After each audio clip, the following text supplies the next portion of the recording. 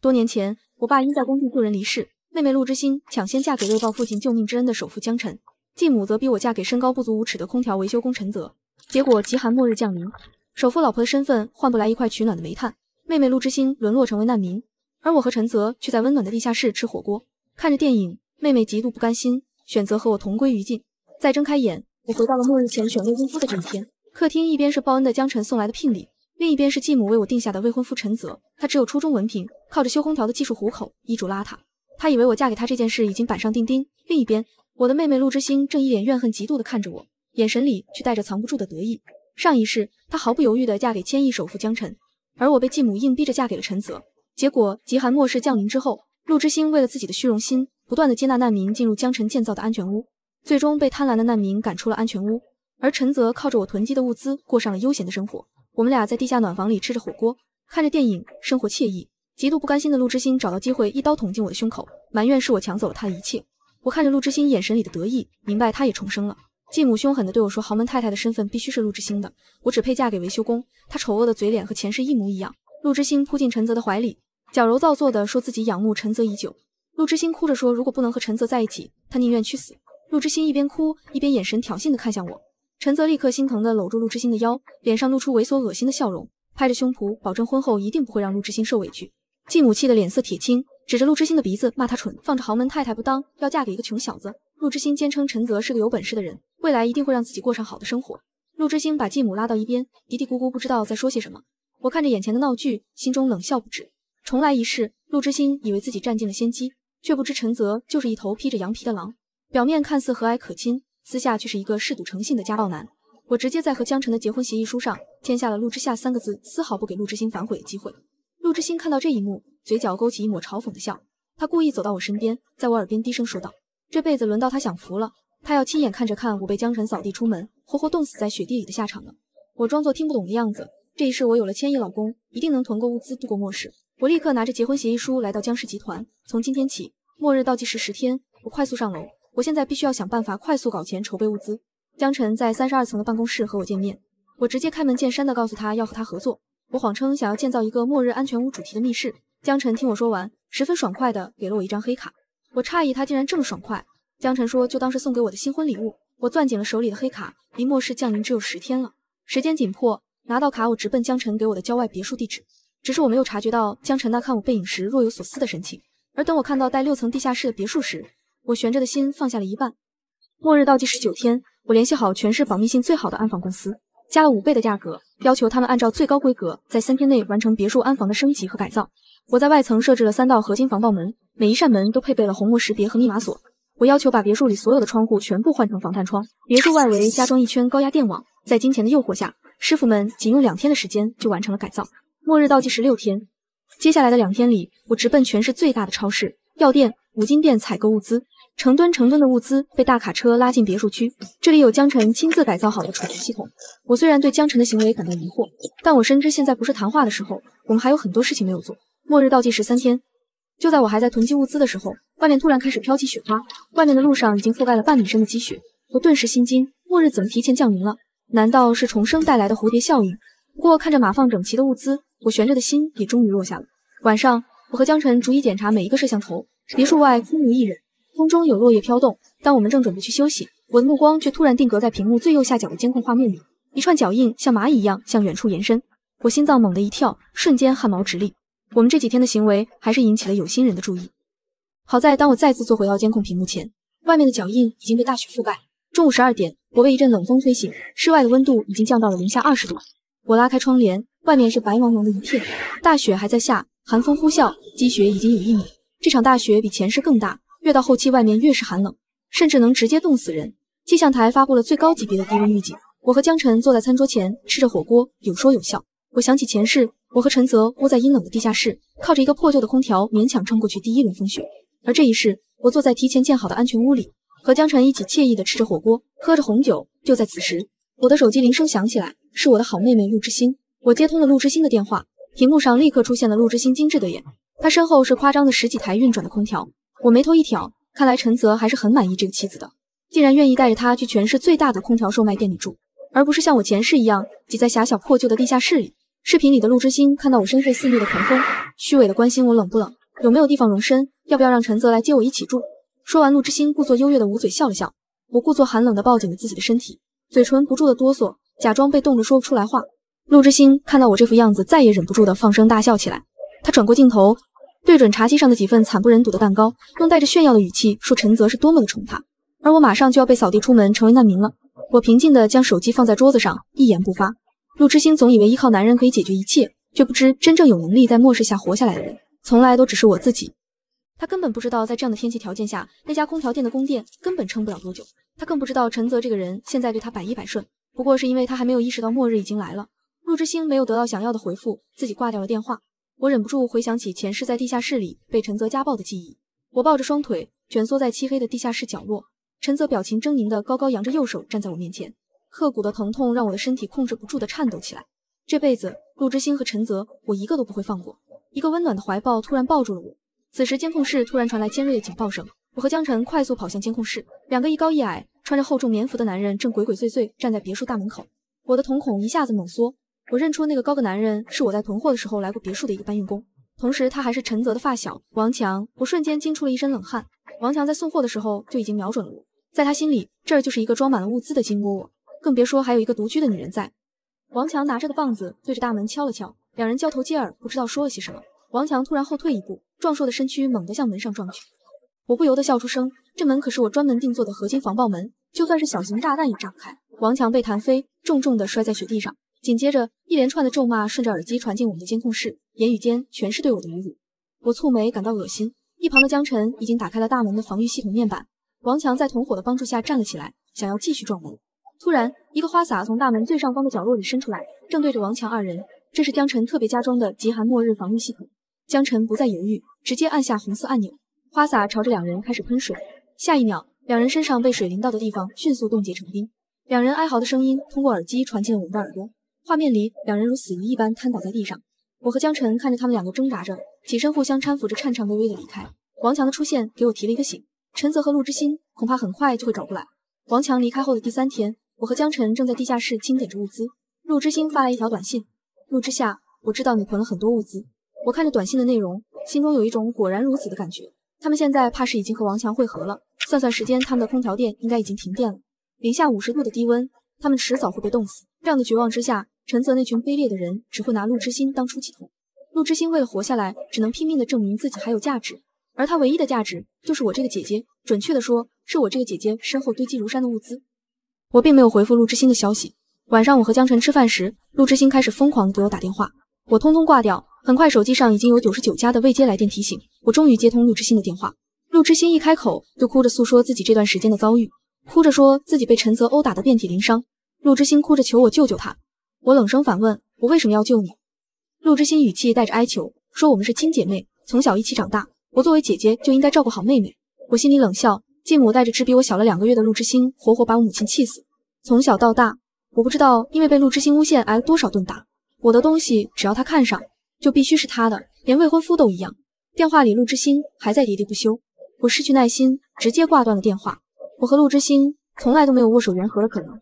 江晨端着一杯水及时出现在我的身边，我喝了口水，看向江晨的眼神很复杂。在末日的环境下，他是最合格、最优秀的合作伙伴，但是有时候他总是给我一种在观察我的感觉，这让我的内心隐隐不安。第2天，我和江晨正在监控室例行检查每一个监控探头。陈泽和王强带着狼狈的陆之星出现在别墅大门口，我看着他们几人，心里很平静。陈泽拉着陆之星上前，狠狠地捏着陆之星的脸拍在大门的虹膜识别器上。我冷笑，陆之星是我同父异母的妹妹，根本不可能打开我的虹膜锁。滴的一声，清脆的机器女声播报，识别成功。我猛地从座位上站起来，心里一惊，眼神死死地盯着屏幕里的几个人。陆之星抬起头，眼神透过监控摄像头和我对视。我看着他带着诡异笑容的脸，感到毛骨悚然。陆之星回头对陈泽说了些什么，陈泽得意地上前来推门。陈泽使劲推了下门，发现门纹丝不动。陆之星表情错愕，站在虹膜识别器面前再次尝试，虹膜识别器陷入一阵死寂，再也没有回应。我重重地坐在椅子上，长舒一口气。幸好当初设置的是我和江晨的双人虹膜，去了任何一个门都打不开。陈泽一下子把陆之星推开，陆之星狠狠地摔在地上。陈泽弯下腰揪着陆之星的头发，透过监控探头和我对视。陈泽狞笑着说，这可是你的亲妹妹，你忍心看她死在外面吗？我心里没有一丝触动，从头到尾都是他自己的选择。陈泽指责我和陆之星可是血亲，怎么可以这么冷漠？我依旧没有回应。陈泽恼羞成怒，狠狠地甩了陆之星一个巴掌。陆之星嘴角渗血，但是神情麻木，双眼空洞，没有任何反应。陈泽发泄完怒气，示意王强上前来。王强手里拖着一个邮具。监控室里，我和江晨冷静地对视一眼。王强拉动邮具，对准了大门。王强朝着门锁的位置开始切割。陆之星的眼睛带着一丝兴奋，仿佛已经看到了门被打开后我跪地求饶的样子。一阵刺耳的金属嗡鸣声之后，门锁纹丝不动，只留下了一道浅浅的白印。我和江晨在监控室里相视一笑。王强难以置信地退后了2步，抡起邮具狠狠地砸向大门。我和江晨冷漠地看着监控画面，没有任何的慌乱。王强和另一个男人也加入了进来。哐哐哐的砸门声在寂静的雪原里格外刺耳，几人的力气很快耗尽。陈泽蓄力准备再次发起撞击时，监控室里的江晨打开了一个更高级的防御系统。监控画面里，陈泽再次动了起来，他像一头发疯的蛮牛，红着眼，用尽全身力气撞向了大门。轰的一声闷响后，大门最高处出现了一个微型炮筒，正对着门外的几人。监控室里，江晨的手停在了启动按钮上方，他回头看向我，似乎在等我做决定。陈泽缓过剧痛，挣扎着起来，他找准监控探头的位置，开始对我进行辱骂，专捡难听的话。王强和另一个男人在他两侧附和。陆之星抱着腿缩着身子，眼神里的光彩再次熄灭。江晨不再等待，直接按下了启动按钮。王强听到声响，立刻后退。显然之前被冻伤的经历让他心有余悸，但是陈泽的动作更快，一把拉着王强挡在自己身前，装着液弹的炮弹在王强身上炸开。王强身体被迅速冰冻，陈泽被吓得瘫坐在地。此刻他才真正意识到这个别墅到底有多可怕。王强的尸体倒在陆之星面前，他尖叫一声，捂着头后退。江晨回头看我，眼神询问我还要继续吗？我看着面前狼狈的2人，上辈子被陆之星一刀戳死时被陈泽家暴的画面重新浮现。我抬手示意江晨继续，江晨立刻按下按钮，门外的液弹枪再次发射。陈泽的左腿被击中，他捂着腿痛苦的嚎叫出声。陆之星终于回过神来，带着陈泽狼狈的离开了。监控室里，我的情绪突然崩溃，只差一点。通过监控画面，我看见陆之星回头，带着恨意的看着我。我紧紧的攥起了拳头，压抑的恨意让我的双眼变得猩红。江晨突然上前抱住我，让我不要沦为被仇恨占据心神的怪物。我感到诧异，他为什么知道我和陆之星之间的恩怨？晚餐时，江晨特意做了羊肉火锅，我却吃不下去。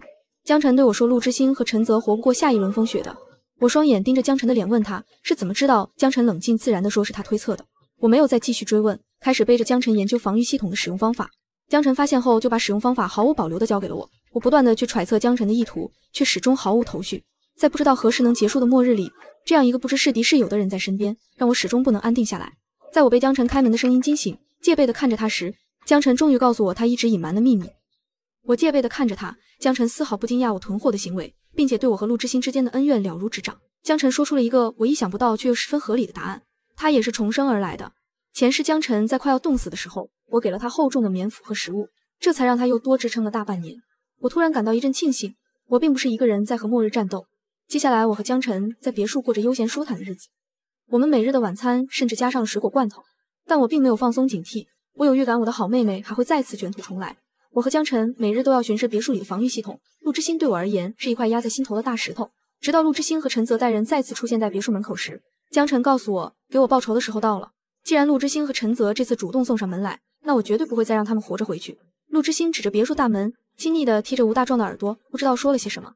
江晨立刻把大门的防御系统全部打开，大门上的水炮、液弹炮全部被触发。但是这队人马显然做足了准备，这些攻击没有对他们造成任何伤害。陆之星和陈泽的眼里带上了得意的笑意，这群人明显的动作迅速又高效。江晨语气凝重地告诉我，前世这队人是臭名昭著的末日猎人，被他们盯上者无一生还。像陈泽这样的人不过是末日里最低级的掠夺者。我设置的第一道瞳孔锁和密码锁被破开，啪嗒一声，第一道大门被打开。我清楚地听到这群人的欢呼声。我迅速打开了第2道门的围墙防御系统，第2道门上缠绕的电网开始滋啦滋啦的闪着火花。这群人很快又有了新的对策，他们从背包里掏出来一套厚重的绝缘符，我的心止不住的下沉。这群人比我想象的还要难以对付。不到1个小时，3道大门都被他们破开。吴大壮带着一群人兴奋地往1楼的大门冲去。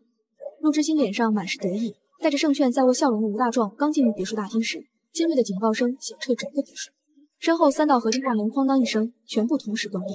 吴大壮错愕地回头，我和江晨冷笑，他们以为进来了就能拿到我们的物资，却不知真正的危险都埋藏在这别墅客厅。陆之星站在最后面，眼神里闪过一丝两然。江晨把启动机关按钮的位置让给我，我毫不犹豫地按下机关，别墅客厅里边，一排排的水枪对准陆之心一行人，我嘴角勾起一丝冷漠的笑。冰水从喷头喷出，最终几人身上被冰水浇透，变成了形态各异的冰砖。在他们几人出现时，江晨就告诉我，地面的几道门锁都是摆设，根本抵挡不住专业的末日猎人。地下3层才是我们保命的根本。客厅内的3人开始爆发争吵。1个小时后，3人耗尽了所有力气，瘫坐在地上，绝望地等着死亡降临。我打开了客厅监控的麦克风，我说：“知心陆之心立刻扑到监控前，说他知道错了，以后再也不会和我抢，求我放他出去。”我故作为难说：“放了他可以，但是其他2人对我而言是威胁，只能委屈他先在客厅里待着。”陆之心的表情一僵，眼睛里翻涌着被戏弄的怒气。我又立刻告诉他，明天开始我会定时定量的给他们送食物和水。身后2个男人对视一眼，看着陆之心的背影，如同看到稀世珍宝一样。我关闭语音，连日来的紧绷终于松懈了一些。3个人被我圈养在冰冷的客厅里。第2天中午，3个人在客厅里满怀期待的等着我的食物。一个矮小的扫地机器人带着物资出现，3人的目光瞬间聚集在通道口。在拿到食物后，狼吞虎咽的吃了起来馒头。我和江晨坐在监控画面前吃着牛排。我打开麦克风告诉他们，末日不知道什么时候结束，物资要精打细算，往后的每天只会给他们提供1份食物。陆之心眼中闪过一丝不满。接下来的1周内，我和江晨不间断地看着客厅里的3人。在极致的饥饿下，陈泽和吴大壮终于爆发。当依旧只有1份的食物出现在3人面前时，吴大壮和陈泽立刻眼疾手快抢走唯一的食物，动作迅速地将食物吃了个干净。陆之心只能委屈巴巴地蹲在角落。屏幕前的我和江晨忍不住笑了起来，这才是我想要的效果。陆之心对着监控求我放他出去，我勾起了满意的嘴角，越发期待接下来的戏会有多么的精彩。3天后，当食物再次送来时，3个人立刻扑上前。混乱中，陆之心抢到了半块面包，陈泽拿到了剩下的半块面包。吴大壮气急败坏地给了陈泽1巴掌，把面包抢了过来。陈泽弓着身子，一脸痛苦地蜷缩在地上，而我就坐在餐桌前，享用着江晨精心烹调的食物。饥饿带来的压抑氛围在小小的别墅里发酵，陆之心却一直不言不语，呆呆地坐着。我知道落幕的时间就快要到了。这天我送食物的时候，故意晚了半个小时，一股肉汤香味从门口飘进客厅里，那是我让江晨特制的羊肉汤。3个人表情瞬间变了，就连一直安分的陆之心也站了起来。他像离弦的箭一样迅速扑向机器人，伸手去拿肉汤。就在他即将碰到肉汤的那一秒，陆之心被吴大壮狠狠甩开，求生的本能让他再次爆发出力量，扑向吴大壮手里的肉汤。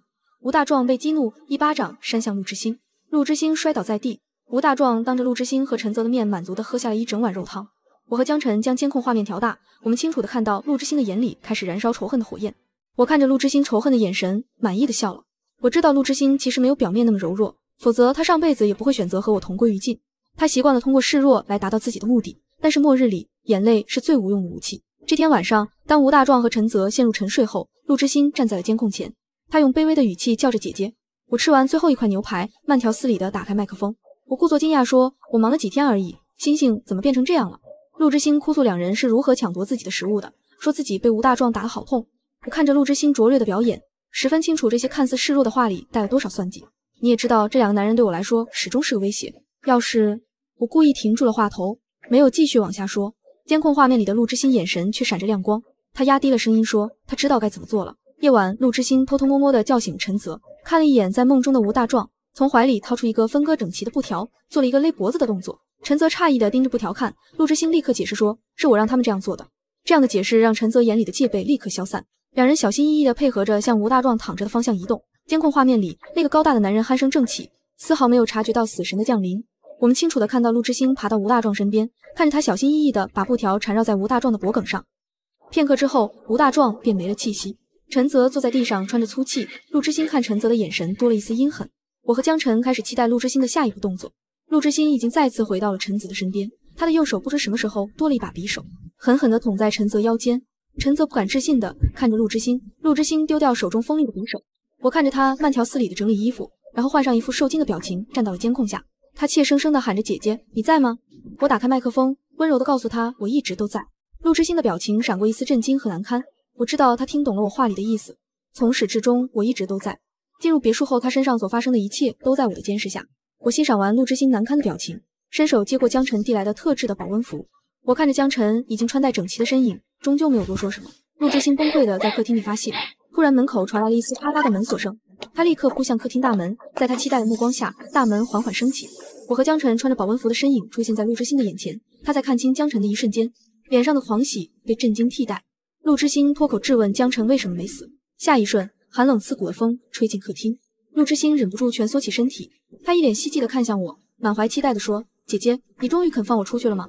我伸出手，温柔地说：“之星，姐姐来接你了。”陆之星低下了头，好似被我的大度感动了，愧疚地哭了起来。但我却清楚地看到了他微微勾起的唇角和他藏在身后的匕首。陆之星抬起头，伸出左手，和我的手交握在一起。我拉着他得手，想要带着他往前走。转身的瞬间，我和江晨对视了一下，江晨立刻明白我的意思，往后退了一步，站在了我和陆之星的身后。陆之星毫无察觉江晨的动作，在我彻底转身之后，陆之星动了，他带着怨毒的话传进我的耳朵里。我听见他说：“凭什么重来一世，我还是这么好命？”我侧身回头看他，眼神却十分的冷静。他高高扬起了右手，却突然无力的垂下。陆之星难以置信的回头看去，江晨手里拿着一支麻醉剂，神情冷漠的看着他。陆之星松开了我的手，狠狠地摔在了地上。我蹲下身，在他还有意识的时候，贴近他的耳朵和他说：“你以为只有你回来了吗？”他惊恐地瞪大了眼睛。陆之星，从你们气死我母亲那一刻起，我们两个之间就只有不死不休这一个结局。陆之星的身体逐渐变得瘫软，他想要求情，喉咙却发不出任何声音，只能无力地哼哼两声。江晨扶起我，我靠在他怀里，冷漠地看着完全失去知觉的陆之星。我把头埋在江晨怀里，流下了释然的泪水。我和江晨把陆之星拖到了院子正中间，再次开启了喷头装置。冰水浇在陆之星身上的瞬间，在他的身体上结成了厚厚的冰层。我看着他逐渐苍白的脸，眼里没有一丝动容。终于，在陆之星彻底变成冰雕后，我长舒了一口气，心里的大石头重重地落了下来。自从陆之星死后，我总有一种不真实的感觉，总是会梦到上辈子和陆之星同归于尽的画面。这样的状态让江晨很是担心，他拉着我不断去尝试以前没有尝试过的事情。他带着我学画画、下棋、烹饪，但是我却总是提不起兴趣。我坐在客厅的沙发上，手里握着一杯热咖啡，江晨坐在我旁边。江晨拥抱着我，告诉我，我们重活一世，不能把所有的精力都放在复仇上。他温柔地说，再过不久，就有一大堆事情等着我们去忙了。我突然很好奇，他上辈子是怎么在末日里死去的？江晨却突然沉默了。我正准备追问，客厅里摆放着的收音机发出了末日降临以来第一声滋啦。我和江晨扑向收音机，听见里面断断续续的传来几个字眼：幸存者基地。我和江晨对视一眼，我瞬间就明白江晨说的一大堆事情是指什么了。